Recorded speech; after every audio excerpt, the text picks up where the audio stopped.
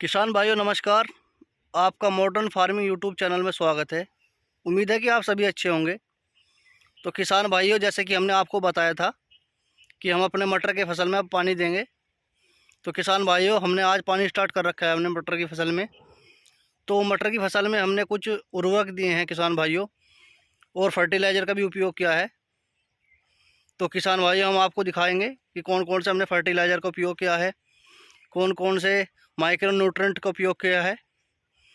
तो किसान भाइयों, हमारे साथ आप जुड़े रहिए। तब तक के लिए आप चैनल को लाइक करें, सब्सक्राइब करें। तो किसान भाइयों देखिए, ये हमारी मटर की फसल है जिसमें पूर्णतः सिंचाई चल रही है, और पानी का हमने विशेष रूप से ध्यान रखा है, कितनी मात्रा में देना है, कितने में नहीं देना।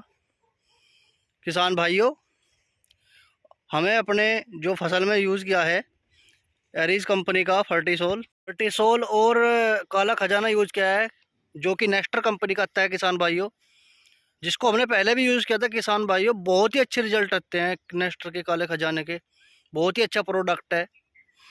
जो हमारा काला खजाना है उसका जो कार्य है ये है कि जो पौधे की जड़ होते हैं उनमें विकास करता है, और जो सफ़ेद जो छल्लेदार मतलब जो जड़ होती हैं उन्हें लंबे लंबे स्तर तक फैलाता है, जिनका काम है कि आसपास की जो मिट्टी होती है उनसे माइक्रो न्यूट्रेंट उठाना, और अपने जो पत्तियाँ होती हैं उन्हें उन तक पहुँचाना, जिसके कारण उनमें प्रकाश संश्लेषण की क्रिया चलती है किसान भाइयों।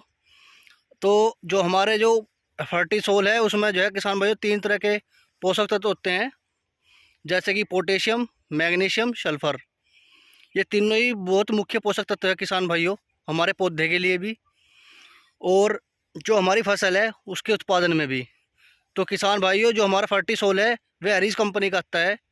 किसान भाइयों आप देख सकते हैं, जो हमारी नाली है उनमें पानी पहुंच चुका है, पर हमारी कोशिश यह है कि इस पानी को जो पौधे की नमी है वहां तक पहुंचाना, क्योंकि बेड़ की गहराई काफ़ी मात्रा में है किसान भाइयों। जो शुरू का पानी होता है बहुत ही जल लगता है इसमें, क्योंकि नमी ऊपर तक नहीं चढ़ पाती हल्के पानी से। बेड़ काफ़ी ऊंचा है किसान भाइयों। आगे हमें इसका फ़ायदा भी होगा। अभी थोड़ा यह है कि पानी ज़्यादा अधिक लग रहा है, अगली बार हल्का हल्का निकाल देंगे तो नमी ऊपर तक चली जाएगी किसान भाइयों। तो जो है हमारा पानी है, इसके साथ हमने फर्टिलाइज़र का भी उपयोग किया है, आपको हमने बताया था। देखिए, हमारा कुछ फर्टिलाइज़र अभी ऊपर ही है क्योंकि नमी नहीं चढ़ पाई। देख सकते हैं आप, ये छोटा छोटा देख सकते हैं आप किसान भाइयों कि हमारा यहाँ पर फर्टिलाइज़र अभी ऊपर पड़ा है, इसलिए हमें अधिक पानी की आवश्यकता हो रही है। रात में भी वो किसान भाइयों आप देख सकते हैं, जो हमने कल फर्टिलाइज़र लगाए थे तो वह भी ऊपर ही पड़ा है रात में, उसके कारण भी पिघला नहीं है, इसलिए हमें अधिक जल की आवश्यकता पड़ रही है। तो जो हमारी अगली नेक्स्ट सिंचाई होगी बहुत ही ईजी होगी, और उस सिंचाई में भी हम थोड़े फर्टिलाइज़र का उपयोग करेंगे। और जो हमारी स्प्रे होगी अब से करीबन 25 दिन बाद होगी, जिसमें हम कैल्शियम, बोरोन और जिंक की स्प्रे करेंगे, जिसके कारण हमारे जो लंग की स्थिति है वो काफ़ी सुधर जाएगी। देखिए आप, कितना अच्छा खेत हो रहा है इस समय हमारा मटर का। देख सकते हैं आप सभी, सुबह का व्यू है। बहुत ही अच्छा मौसम हो रहा है इस समय। सभी नालियाँ पानी से खचाखच भर चुकी हैं, और हमारे पौधे जल ग्रहण के लिए पूर्णतः स्थिति में तैयार हैं कि कब हमें जल मिले और हम उत्पादन के लिए तैयार हो जाएं। तो किसान भाइयों आप देख रहे होंगे सभी। किसान भाइयों, जो हमने यह अपना खेत में मटर लगाया, हमने 2 कारणों से लगाया है किसान भाइयों। पहला तो यह है कि इनकम होती है तो ठीक है, कोई दिक्कत नहीं है। जो नहीं भी होती तो अपनी भूमि सुधार में उपयोग आएगा यह, जिसके सड़ने से खाद की कार्बन की पूर्ति भूमि में होगी, क्योंकि कार्बन हमारी भूमि के लिए बहुत आवश्यक है।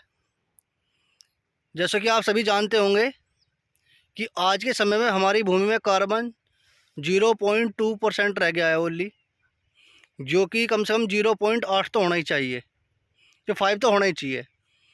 तो किसान भाइयों, अब गोबर खाद तो पूर्ति नहीं हो पाती, तो अब जो हरी खाद का किसान बहुत ही उपयोग कर रहा है, और करना भी चाहिए। अगर फसल उत्पादन बढ़ाना है तो हरी खाद का उपयोग तो करना ही होगा, और नहीं करेंगे तो लागत बढ़ेगी। फिर किसान भाई कहते हैं कि लागत बढ़ रही है। तो लागत घटानी है तो हरी खाद तो बोनी पड़ेगी और फसल चक्र का उपयोग करना होगा।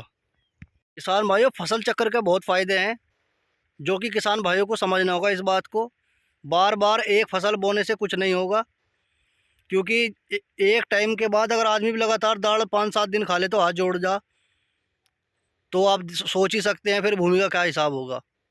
लगातार गन्ना गन्ना, पीढ़ी दर पीढ़ी गन्ना गन्ना। लोग किसान भाइयों भूमि के बारे में सोचना ही भूल गए हैं। तो आपसे निवेदन है किसान भाइयों की भूमि के बारे में भी ज़रूर सोचें और अपने खेतों में हरी खाद का उपयोग ज़रूर करें। और मेरी मानो तो आप सारी बुआई अक्टूबर या नवंबर या दिसंबर में करें, क्योंकि उस समय जर्मिनेशन भी अच्छा आता है, कीट कम आते हैं, जो कि किसानों के लिए बहुत इंपॉर्टेंट बातें हैं ये जो मैं बता रहा हूँ आपको। अक्टूबर का ही सबसे बेस्ट है, क्योंकि अक्टूबर में आप मटर भी बो सकते हैं गन्ने के साथ में, और चना भी बो सकते हैं, और आप आलू भी बो सकते हैं। तो अक्टूबर की फसल के साथ तो आप कोई भी क्रॉप कर सकते हैं। यह सह फसली आपको बहुत ज़रूरी करनी चाहिए किसान भाइयों।